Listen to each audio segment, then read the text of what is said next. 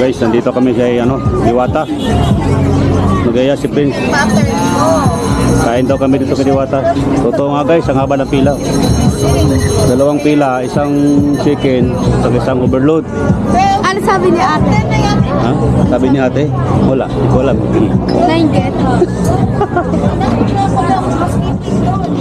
Marami tao dito. Pero sa ngayon, hindi masyado ganun kahaba ang pila. Yung nakaraan kasi, mga nakaraang masyadong mahaba pila dito guys. Pero makita mo naman yung tent lang, dami oh.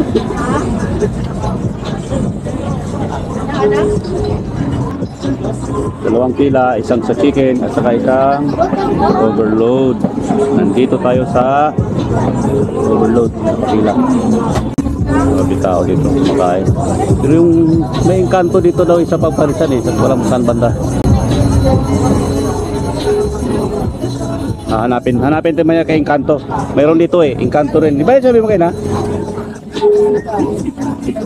Kalaban ni natin kayo ni tao. Kalaban ni Diwata si engkanto. Kita na overload. I-rate. Ano na? I-rate. Kumaya guys, hanapin natin yung engkanto.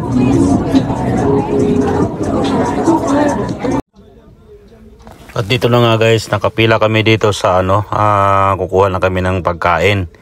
Yan, binigyan kami ng number. May number na binibigay dyan guys.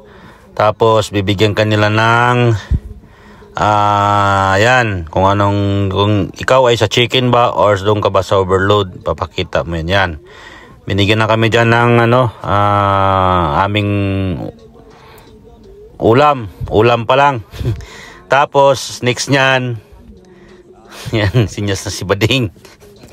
Sige sir, sige, diretso daw, diretso lang. Yan. Tapos next naman dyan is papalagyan mo ng sabaw. So yan guys, maraming tao, si Kuya sa mandating ni Kuya. Akala siguro niya hingi pa akong dagdag, tama na to, puno na to. Akala siguro ni Kuya, manghihingi pa ulit ako So guys, ayan, dito maraming baboy. Saan kaya bumibili yan si Diwata ng baboy? Dami. Grabe yan, dami. Lalaki pa ng hiwa nung kanyang lechon kawali. Yan, yan, ang dami tao. Pila. Iba kumakain na. So, sa puntong ito guys,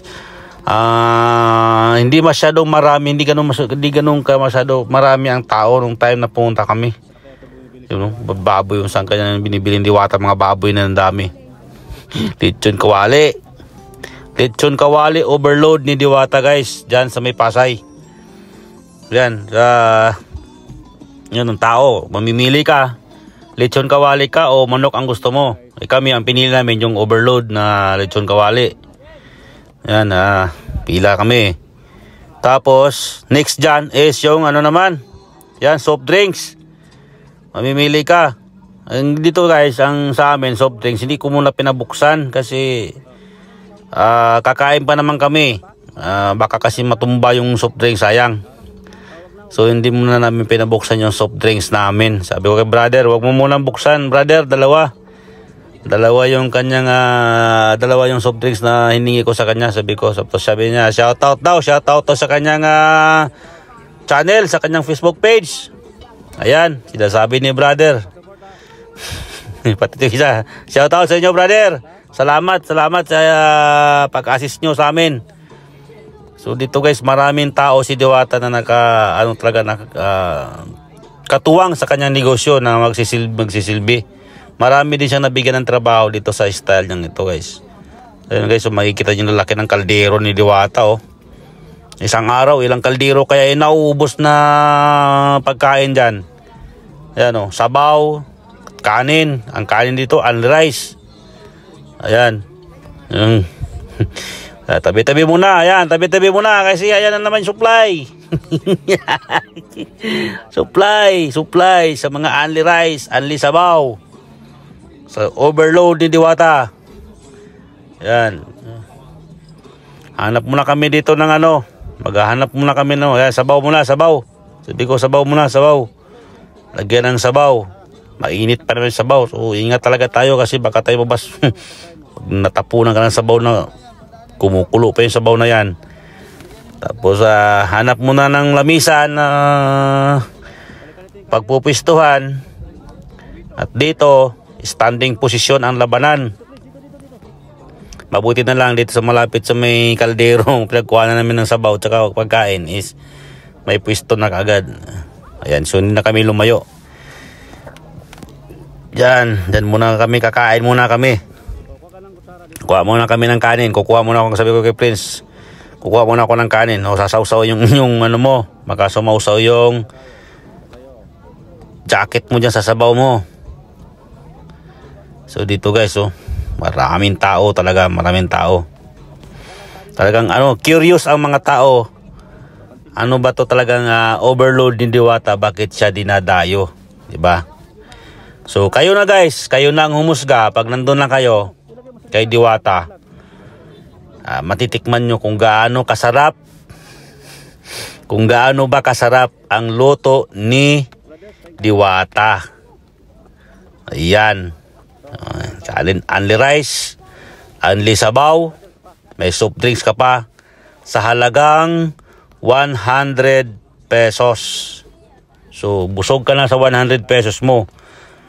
Only sabaw, only rice, may libreng soft drinks, meron ka pang lechon kawali.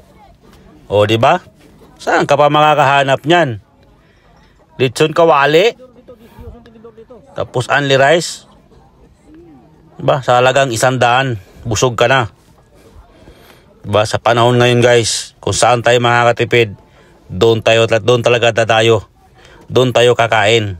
Yan ang diskarte ng Pilipino ngayon guys. Kaya dinadayo to yung parisan ni Diwata dahil sa style ng kanyang na only rice, only sabaw, may libreng soft drinks pa.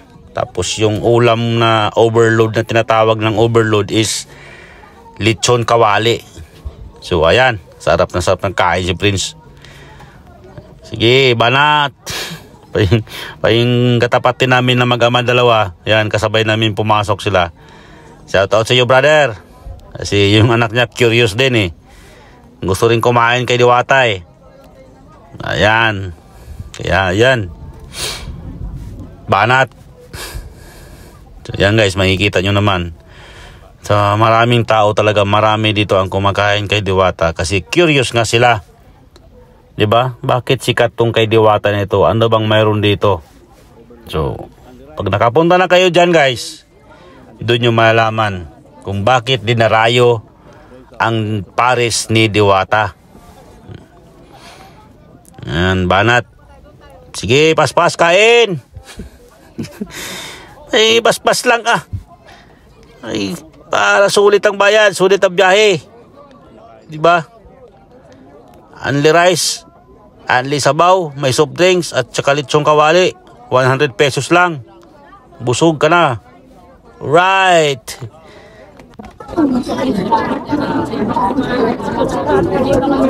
Sa langit talaga kumakain dito. Ang tao, grabe kapalit-palit.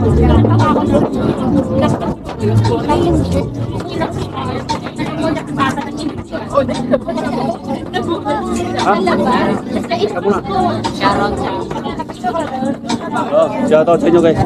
Saan pa kayo galing? Quezon City kayo? Lumayo ulit para kumain kay Diwata? Tikman man lang. Hinahanap ka namin si Diwata, wala daw Nasa office daw?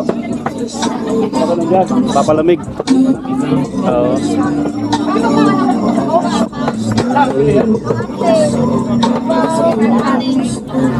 Guys, ganito dito katindi ang kay Diwata. Daming kumakain.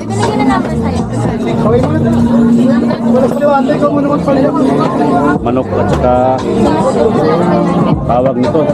Hindi naman siya bulalo. Tawag nito yung parang lechong kawali ang gawas.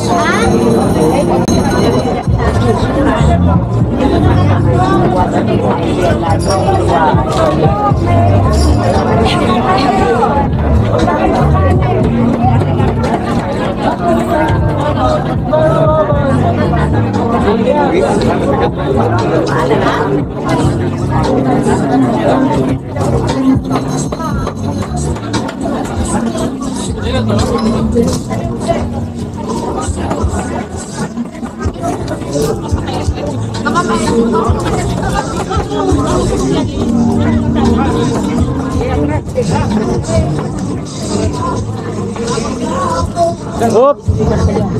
Sir, Sige. wala sir eh. Wala pa akong sticker sir, di pa nang pagpaluwa sir. Alam mo panulo ba ako? Ay, salamat sir ha, salamat ha. Salamat. Anong pala mo sir? Edwin po. Edwin? Ah, Edwin. Okay. Shout out sa ating subscriber, si Brother Edwin. Mga Edwin. Brother, salamat ha. So yun po, tapos na naman kumain dito kay Diwata. Daming tao, dami.